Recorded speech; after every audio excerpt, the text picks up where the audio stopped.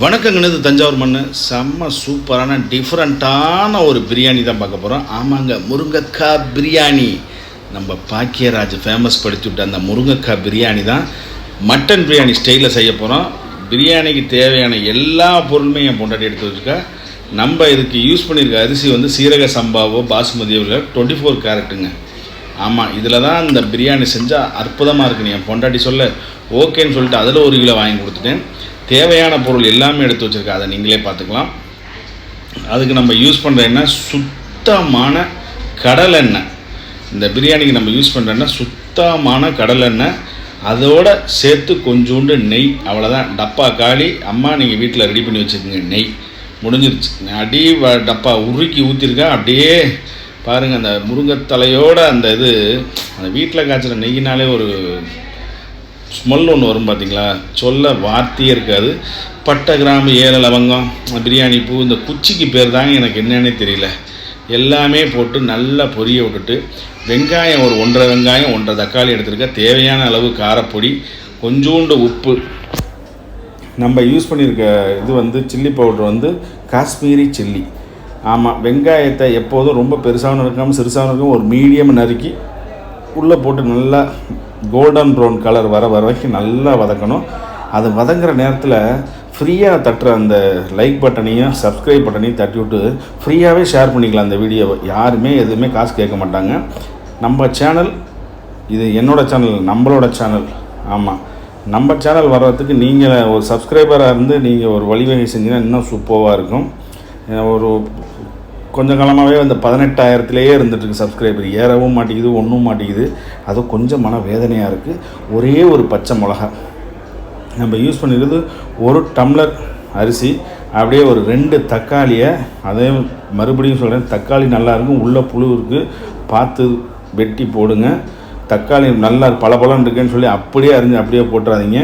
அது குழந்தைகள் சாப்பிடும்போது வயிற்றுக்கு ரொம்ப பிரச்சனையை கொடுக்கும், பார்த்துக்குங்க. நல்ல தக்காளி, வெங்காயம் எல்லாம் நல்லா வதங்கினதுக்கப்புறம் முருங்கைக்காய் ஒரு முருங்கைக்காய் இல்லைங்க, பெரிய முருங்கைக்காய், ஒரு முருங்கைக்காய் போட்டு கிட்டத்தட்ட ஒரு 16 துண்டு இருக்குங்க அதில்.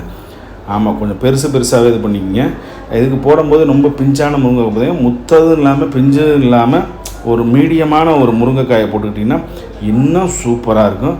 இங்கே பாருங்க, பிரியாணி பவுடர், அப்படியே சில்லி பவுடர், காஷ்மீரி சில்லி, முருங்கைக்காய் பிரியாணி. அப்படியே சேல்ஸ் பண்ண ஆரம்பித்தேன்னா அப்படி இருப்பாங்க, முறுக்கேறி இருப்பாங்க புது மாப்பிள்ளையெல்லாம். ஆமாம், முருங்கைக்காய் பிரியாணி செம்ம சூப்பராக செய்யாச்சு. எப்போதும் போல் வீட்டில் இருக்கிற அந்த மல்லி, புதினாவை ஒரு கொப்பு அள்ளி அப்படியே போட்டுட்டு, இது ஒரு டிஃப்ரெண்ட்டான டேஸ்ட்டில் இருந்துச்சு. அந்த மட்டன் பிரியாணி சாயில் இல்லாமல், ஒரு வெஜ் பிரியாணி சாயில் இல்லாமல், ஒரு முருங்கைக்காய் பிரியாணி இது ஒரு தனி டேஸ்ட்டுங்க. நம்ம டிஃப்ரெண்ட்டாக செய்யணும்ல. நல்லா முருங்கைக்காய் வதங்கி வந்துருச்சு. முருங்கைக்காய் அந்த இதெல்லாம் இப்போ தண்ணியை விட்டு நல்லா கொதிக்க விட்டு அரிசியை போட்டு ஒரு 3 விசில் அப்படியே இது பண்ணி எடுத்துட்டோம். இப்போ நம்ம ஊற்றுறது தேங்காய் பால். மெயினாக முருங்கைக்காய் பிரியாணிக்கு ரொம்ப ரொம்ப முக்கியம் தேங்காய் பால். அதில் முத்தின தேங்காய் எடுத்துடாதீங்க, இளந்தேங்காய் எடுத்து கருப்பு நீக்கிட்டு அப்படியே பால் போல் எடுத்து அப்படியே ஊற்றிட்டு, அப்படியே இது கொதித்ததுக்கப்புறம், இது நல்லா கொதித்ததுக்கப்புறம் நம்ம அந்த அரிசி கொதித்து வந்துருச்சு. இப்போ அந்த அரிசி எடுத்து அதில் கொட்டணும். என்னென்ன சொல்கிறோம் பாருங்க, கம்பி கட்டுற கதையெல்லாம் எடுத்து போடுறோம்.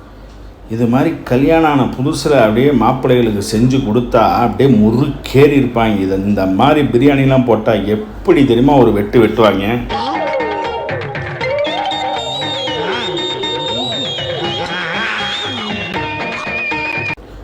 ஒரு 3 விசில் முடிஞ்சதுக்கப்புறம் அப்படியே திறந்து பார்த்தா செம்ம சூப்பராக அப்படியே நல்லி எலும்பு மிதக்கிற மாதிரி அப்படியே முருங்கைக்காய் மேலே மிதக்குது. செம்ம சூப்பரான ஒரு முருங்கைக்காய் பிரியாணி ரெடி ஆயிடுச்சு. இது தொட்டுக்க ஒரு கத்திரிக்காயிலே ஒரு தொக்கு மாதிரி செஞ்சுருப்பா. அதோட வீடியோ கூடிய சீக்கிரத்தில் போடுறேன். அது தனியாக ஒரு தயிர் சாதம், லெமன் சாதத்துக்கு அந்த தொக்கு வச்சு சாப்பிட்டா செம்ம டேஸ்ட்டாக இருக்கும். அது எங்கே ஃபேமஸ்னால் கேரளாவில் இல்லைங்க, நம்ம சிலோன், இலங்கையில் ரொம்ப ரொம்ப ஃபேமஸான ஒரு கத்திரிக்காய் கடைகள் தான். அது கடைகள் இல்லை, இங்கே பாருங்கள் எப்படி இருக்குது பாருங்கள். அந்த புளிப்பான அந்த கத்திரிக்காயோடு சேர்த்து அந்த முருங்கைக்காய் பிரியாணி சாப்பிடும்போது அவ்வளோ அல்டிமேட் டேஸ்ட்டாக இருந்துச்சு. நம்ம வீடியோ லைக் பண்ணுங்கள், மறக்காமல் இந்த வீடியோவை புது மாப்பிள்ளைக்கு எல்லாத்துக்கும் ஷேர் பண்ணுங்கள். வணக்கம். எல்லாரும் மறக்காம பைந்தமிழ் விளாக்ஸ் சேனலை வந்துக்கிட்டு சப்ஸ்கிரைபரு, கமெண்டு, அப்புறம் லைக்கு, ஷேரு எல்லாத்தையும் பண்ணி விட்டுருங்க. நன்றி, வணக்கம்.